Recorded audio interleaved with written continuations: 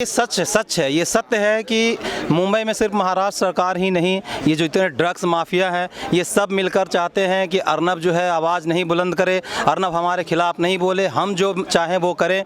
ये एक देश को जो तोड़ने वाली ताकत है ना, उस तोड़ने वाली ताकत को अर्नब गोस्वामी जो है खुलकर रखते हैं, एक मंच देते हैं। चाहे वो किसी भी मुद्दे पर उठा लीजिए, हाथरस की बात करें या साधु संत की हत्या हो, पंजाब में हो, महाराष्ट्र में हो, ये सारे मुद्दों को वो इस तरीके से रखते हैं कि उनकी जड़ें कबड़ जाती है। आप उठा लेते हैं, मारपीट करते हैं, क्योंकि आपका जो है चरस, गांजा, अफीम, भगेड़ियों का जो है गैंग को ये कर रहे हैं, खुलेआम उनको जो है मतलब उठा रहे हैं, मुद्दा उठा रहे हैं, इसलिए आप उनको गिरफ्तार कर लें, तो ये गलत है। ताकि ये रवीश कुमार हो, ये सरदेसाई हो, ये सारे लोग जो हैं वो तो पहले वामपंथी पत्रकार थे और वामपंथ और वो कांग्रेस की चाटुकारिता करते करते एंटी नेशनल हो गए हैं और एंटी नेशनल हो गए। और आज एक पत्रकार पे जो आफत पड़ी है तब इनके मुंह से जबान नहीं निकल रही है, एक शब्द नहीं निकल रहा, तो ये तो सारी जनता देख रही है। अब ये कोई पत्रकारिता के जो पुण्य प्रसून वाजपेयी हुआ करते थे और ये सारे लोग हुआ थे, अब पहले जैसा इन लोगों का क्रेज नहीं रहा, ये सब लोग बिके हुए लोग हैं। नमस्कार, आप सभी का स्वागत है हमारे चैनल पर। मैं संचित भारद्वाज आपके साथ, और इस देश के कोने कोने से आज सभी लोग अर्नब गोस्वामी जी के लिए खड़े हो रहे हैं और उनको इंसाफ दिलाने की मांग कर रहे हैं। उसी पर बात करने के लिए आज हमारे साथ यहाँ पर हैं कुछ लोग। तो सर, किस तरीके से देखते हैं इस चीज़ को, जिस तरीके की बर्बरता अर्नब गोस्वामी जी के साथ हुई, जिन्होंने हमेशा देश की बात करी, देश हित की बात करी और बहुत बड़े देशभक्त हैं, सबको पता है, संत समाज की आवाज़ उठाई, और वहीं इस देश में जो टुकड़े टुकड़े गैंग जैसे उन पर कोई कार्रवाई नहीं होती। किस तरीके से देखते हैं आप इस चीज़ को? इसको इस रूप में देखते हैं कि अर्नब पे जो कार्रवाई है वो अर्नब एक व्यक्ति नहीं है, वो उभरती हुई जो भारत की जो सनातन संस्कृति है उस ताकत को कुचलने का प्रयास किया गया है।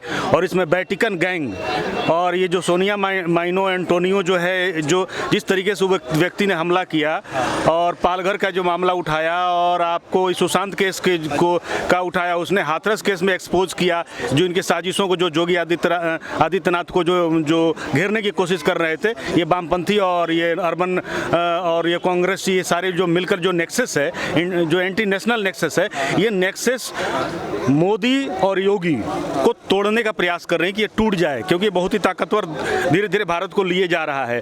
और उसी की आवाज़ था अर्नब, एक मीडिया के रूप में। पहली बार कोई मीडिया हिंदुत्व की बात कर रहा था, देश की बात कर रहा था, राष्ट्र की बात कर रहा था, वरना पहले तो सब वामपंथी फॉर्मेट में सब बात करते थे, रवीश कुमार हो, ये तमाम लोग हों। तो इन लोगों के काउंटर करने वाला आया था, उसका टीआरपी बढ़ गया था, वो लोग उसे पसंद कर रहे थे। और इसके बाद उद्धव सरकार जो सोनिया माइनो एंटोनियो के जो चक्कर में आ गए, तो अब उस पर वैटिकन गैंग का पूरा उद्धव नहीं चला रहे हैं, वो तो वैटिकन गैंग जो कहता है, वैटिकन सिटी से जो चीज़ें होती है कि भारत में हिंदुत्व के इस बिंब को तोड़ देना है ताकि इनका मनोबल टूट जाए, जो देश के लिए उठ रहे हैं उनका मनोबल टूट जाए। तो यही साजिश है अर्नब के साथ। सर, इस देश में जब एक एक्टर जब फुटपाथ पे गाड़ी चढ़ा देता है और कई फुटपाथ में जो सो रहे होते हैं उनको मार देता है, उसके बाद उन पर कोई कार्रवाई नहीं होती, उनको 15 से 20 मिनट में, एक दिन के अंदर बेल भी मिल जाती है, लेकिन वहीं अर्नब गोस्वामी को 2 से 3 दिन हो चुके हैं और अभी भी सुनवाई अपनी एक डिसीजन में नहीं पहुंच पा रहे। तो क्या ये पूरी की पूरी साजिश है? क्या जो है वो जो महाराष्ट्र सरकार है और मुंबई पुलिस है, क्या वो जो एक्टर है उनके तलवे चाटती थी और अर्नब गोस्वामी जैसे जो राष्ट्रवादी पत्रकार है उनको इस तरीके से दबा रहे हैं? एकदम सत्य बात है। बॉलीवुड पूरी तरह से खान गैंग के गिरफ्त में है और गल्फ से जो पैसे आते हैं उन पैसों के पल पे वहाँ का मीडिया, वहाँ के ये प्रशासन, ये उद्धव सरकार, ये कांग्रेसी सारे पल रहे हैं। और वो ही अर्नब ने जिस तरीके से बात बोली उसको ये कुचलने का प्रयास कर रहे हैं, क्योंकि वो एक्सपोज कर रहा था, उद्धव सरकार को भी एक्सपोज कर रहा था, मीडिया को भी एक्सपोज कर रहा था। अब पहली बार तो कोई पत्रकार आया जो राष्ट्र की और देश की बात की उसने। तो सर, आप किस तरीके से देखते हैं इस चीज़ को, जो शिवसेना कभी हिंदुत्व को इतना ज़्यादा समर्थन, इतने हिंदुत्व के नाम से पार्टी आज तो हिंदू विरोधी लग रही है, क्या जो मेन प्रॉब्लम है वो शिवसेना के साथ है या फिर कांग्रेस के साथ है कि कांग्रेस जहाँ पर भी चली जाती है वहाँ पर एंटी नेशनल हो जाते हैं सब लोग? कैसे देखते हैं आप इस चीज़ को? देखिए, शिवसेना खुद ही दबाव में है, शिवसेना के बस में कुछ भी नहीं है। जो कांग्रेस कह रही है, जो सोनिया गांधी कह रही है, वही शिवसेना कर रहा है।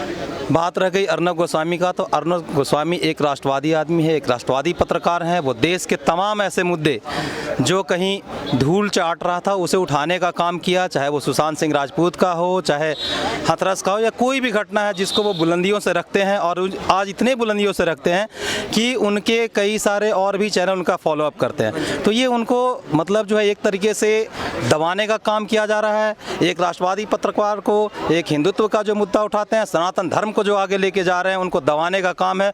और ये कुछ नहीं, ये सत्ता का गरूर है। अर्नब गोस्वामी बाहर आएंगे, हो सकता आज आ जाए, कल आ जाए, और फिर से अर्नब गोस्वामी वही रहेंगे। और देश पूरा भारत, जो बोलते हैं कि भारत पूछता है, तो पूरा भारत उनके साथ है। अर्नब गोस्वामी जीतेंगे और हम लोग सब उनके साथ हैं। अगर ज़रूरत पड़ी तो पूरे देश में आंदोलन करेंगे। मैं भी एक पत्रकार हूं, अधिवक्ता हूं, और मैं उनका पूरा समर्थन करता हूं। और शिवसेना, कांग्रेस, इन सब का गरूर चूर होगा और अर्नब गोस्वामी जेल से बहुत जल्द बाहर आएंगे। सर, हमने हमेशा से देखा है कि अर्नब गोस्वामी, चाहे पालघर के साधुओं को इंसाफ दिलाने की बात हो गई, चाहे फिर सुशांत सिंह राजपूत जी को इंसाफ दिलाने की बात हो गई, चाहे फिर हाथरस की सच्चाई सबके सामने दिखाने की बात हो गई, या फिर दिशा सैलानी जी की बात कर लें, उन्होंने हमेशा हर चीज़ देशभक्ति में करी है और हमेशा देश के हित में करी है। तो क्यों अब लोग उनकी आवाज़ दबाई जा रही है? क्यों जो मुंबई, जो महाराष्ट्र सरकार है, क्यों उनकी आवाज़ दबाई जा रही है? हमें पता है कि मुंबई पुलिस जो है वो तो कठपुतली है महाराष्ट्र सरकार की। क्या महाराष्ट्र सरकार भी कठपुतली है डी गैंग की, जहाँ से बहुत भारी अमाउंट में फंडिंग आती है? क्या लगता है आपको? बिल्कुल, देखिए ये सच है, ये सत्य है कि मुंबई में सिर्फ महाराष्ट्र सरकार ही नहीं, ये जो इतने ड्रग्स माफिया है, ये सब मिलकर चाहते हैं कि अर्नब जो है आवाज़ नहीं बुलंद करे, अर्नब हमारे खिलाफ नहीं बोले, हम जो चाहें वो करें।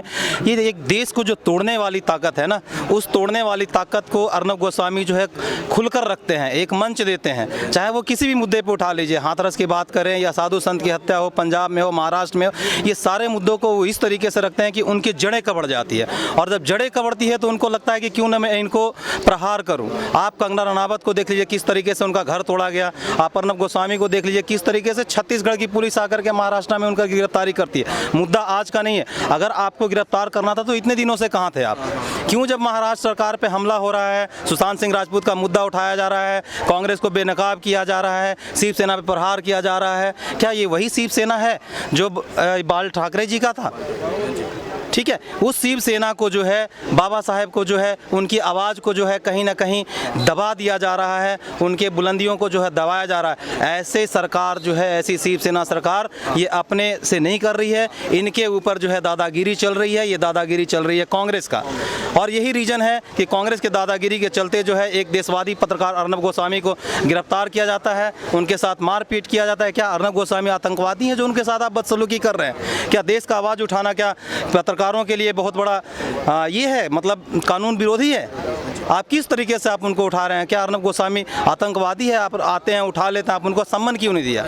आपको जब उठाना है तो आप कानून के विधि के तहत क्यों नहीं आते हैं? आप उठा लेते हैं, मारपीट करते हैं, क्योंकि आपका जो है चरस, गांजा, अफीम, भगेड़ियों का जो है गैंग को ये कर रहे हैं, खुलेआम उनको जो है मतलब उठा रहे हैं, मुद्दा उठा रहे हैं, इसलिए आप उनको गिरफ्तार कर लें। तो ये गलत है। भारत की जनता जीतेगी, भारत के प्यारे अर्नब गोस्वामी जीतेंगे, जेल से बाहर आएंगे और उसी तरीके से वो देश का मुद्दा उठाते रहेंगे। सनातन धर्म से लेकर, सनातन धर्म नहीं, मैं किसी धर्म की बात नहीं कर रहा हूँ, हम तो कहते हैं कि अर्नब गोस्वामी एक ऐसा राष्ट्रवादी पत्रकार है जो पूरे देश का, चाहे वो कोई भी मुद्दा हो, उसे अच्छी तरीके से उठाते हैं। और यही रीज़न है कि उनके पीछे लोग लग जाते हैं, क्योंकि उनको लगता है कहीं मेरा कोई बाल बच्चा, ये कई सारे चीज़ जो हैं वो फंस ना जाए, इसलिए अर्नब गोस्वामी को गिरफ्तार करके बंद कर दिया जाए।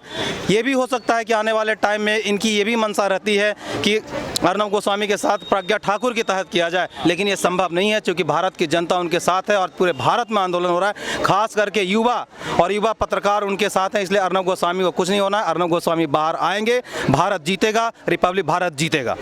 सर, कहाँ हैं आज वो जो सो कॉल्ड जो सेक्युलरिस्ट लोग हैं और जो ये चाय बिस्कुट वाले मीडिया पत्रकार कहाँ पर हैं? और वहीं हम बात करें अवार्ड वापसी गैंग कहाँ पर है? जब भी जेएनयू में भारत तेरे टुकड़े होंगे इंशाल्लाह जैसी बातें होती हैं, देश को तोड़ने की बात होती है, तब ये लोग उनके समर्थन में आते हैं। क्या आज जब कोई देशभक्त को इस तरीके से बर्बरता बढ़ती जा रही है तो क्या वो सामने आएंगे? कहाँ पर है वो सब?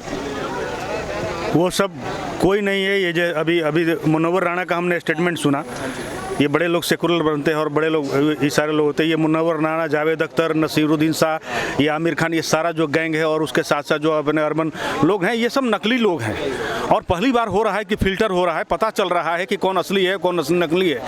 तो ये तो खुद एक्सपोज हो रहे हैं। और अर्नव जैसे मामलों में पत्रकारिता की, ये रवीश कुमार हो, ये सरदेसाई हो, ये सारे लोग जो हैं वो तो पहले वामपंथी पत्रकार थे और वामपंथ और वो कांग्रेस की चाटुकारिता करते करते एंटी नेशनल हो गए हैं और एंटी नेशनल हो गए। और आज एक पत्रकार पे जो आफत पड़ी है तब इनके मुंह से जबान नहीं निकल रही है, एक शब्द नहीं निकल रहा। तो ये तो सारी जनता देख रही है। अब ये कोई पत्रकारिता के जो पुण्य प्रसून वाजपेयी हुआ करते थे और ये सारे लोग हुआ थे, अब पहले जैसा इन लोगों का क्रेज नहीं रहा। ये सब लोग बिके हुए लोग हैं।